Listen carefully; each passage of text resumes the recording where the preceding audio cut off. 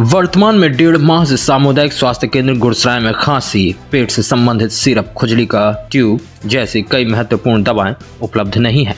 इस संबंध में यहां के प्रभारी चिकित्सा अधिकारी से लेकर सीएमओ झांसी से दवा उपलब्ध कराए जाने की कस्बे व क्षेत्र के लोगों ने कई बार मांग की, लेकिन पूरी जानकारी सीएमओ झांसी को होने के बाद भी 1.5 माह से सरकारी अस्पताल गुरसराय में दवाएं उपलब्ध न होने से मरीजों को बाजार से महंगे रेट की दवाएं मजबूरन खरीदने को विवश होना पड़ रहा है।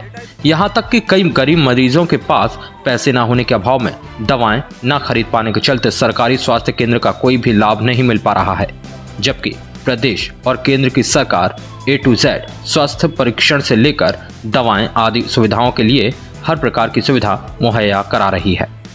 लेकिन लग रहा है कि स्वास्थ्य केंद्र गुरसराय के प्रभारी चिकित्सा अधिकारी और जिला मुख्य चिकित्सा अधिकारी के द्वारा मॉनिटरिंग न करने अथवा जानबूझकर लापरवाही बढ़ती जा रही है।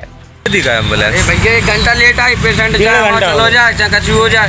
कितने क्यों आओ? हम गुरसराय के हैं, गुरसराय को नहीं बसते मोदी चौराहा। 2 घंटा में जाते 2 घंटा में और एग्जैक्टली क्लियर लोकेशन नहीं बता रहे कि वो है कहाँ पे। अच्छा, स्टाफ ने फोन किया उनके ही खुद।